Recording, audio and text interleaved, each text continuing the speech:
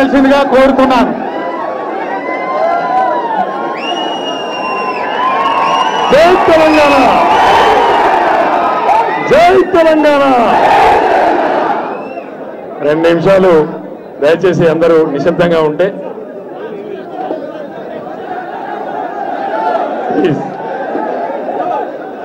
గౌరవనీయులు పెద్దలు తెలంగాణ రాష్ట్ర సమితి వర్కింగ్ ప్రెసిడెంట్ కేటీ రామారావు గారికి, గౌరవనీయులు పెద్దలు పార్లమెంట్ సభ్యులు ప్రభాకర్ రెడ్డి అన్నయ్య గారికి, గౌరవనీయులు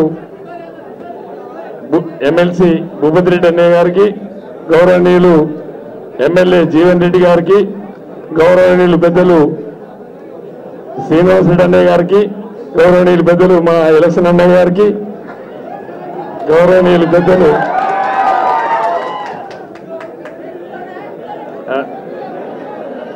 స్టేజ్ మీద ఉన్నటువంటి నాయకులందరికీ కూడా, మా మురళి గారికి, మా మెట్టన్న గారికి, కృష్ణ గారికి, అన్న ఇక్కడ వేదికపై ఉన్నటువంటి పెద్దలందరికీ మరి ఎలాంటి ఇన్ఫర్మేషన్ లేకుండా, సింగిల్ ఫోన్ కూడా చేయకుండా పేపర్లలో చూసి, టీవీలలో చూసి, యాక్చువల్గా నేను ఒక్కరిని వచ్చి కండవా వేసుకొని ముఖ్యమంత్రి గారు మళ్ళీ ఎప్పుడు టైం ఇస్తే అప్పుడు అందరూ తీసుకొస్తామని అనుకున్నా.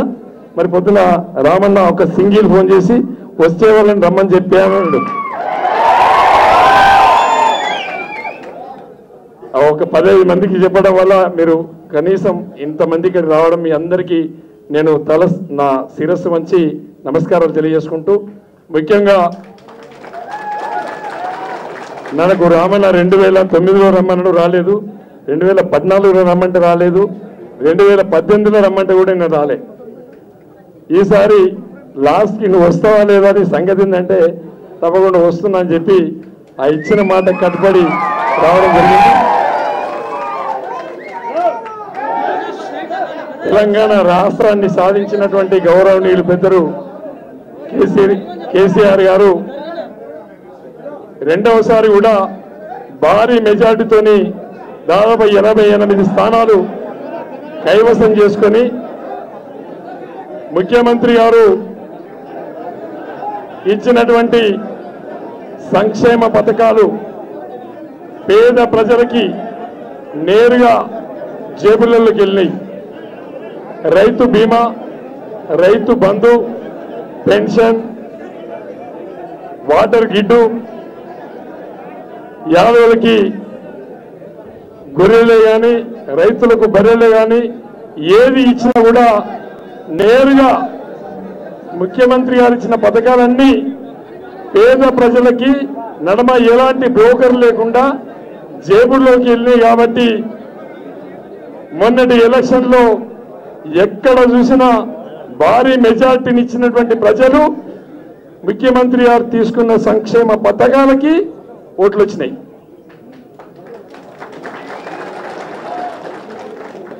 మరి ముఖ్యమంత్రి గారు మన గజ్వేల్ నియోజకవర్గంలో ఏదైతే కొండపోసమ్మ ప్రాజెక్టు, ఏదైతే మల్లన్న సాగర్ ప్రాజెక్టు, మీ అందరికీ తెలుసు, ఇక్కడ ఉన్న పెద్దలందరికీ కూడా తెలుసు.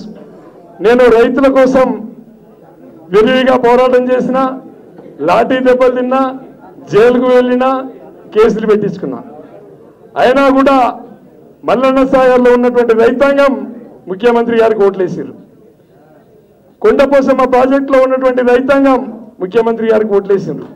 అంటే ముఖ్యమంత్రి గారు తీసుకున్న నిర్ణయం కరెక్టు, నేను తీసుకున్న నిర్ణయం రాంగ్ అనిపించింది. కాబట్టి ఇవాళ ముఖ్యమంత్రి గారి నిర్ణయానికి కట్టుబడి ఇవాళ టీఆర్ఎస్ పార్టీలోకి రావడం జరిగింది. ఏది ఏమైనప్పటికీ మన గజ్వేల్ ప్రజలంతా కూడా అదృష్టవంతులు. ఎందుకంటే ముఖ్యమంత్రిగా మన నియోజకవర్గంలో చాలా డెవలప్మెంట్ చేసుకున్నాం, చాలా అభివృద్ధి జరిగింది. కానీ నేను కూడా ఎమ్మెల్యే కావాలన్నటువంటి కసితో నేను పని చేసుకుంటూ పోయినా, మరి ముఖ్యమంత్రి గారు ఉన్నారు, నేను ఎక్కడికి వెళ్తా అని చెప్పి అనుకోకుండా నేను ఎమ్మెల్యే కావాలన్న తాపత్రయంతో కొట్లాడిన తప్ప ముఖ్యమంత్రి గారు ఉన్నారు, నేను గెలవలేవు చెప్పి ఎప్పుడు కూడా అనుకోలేదు.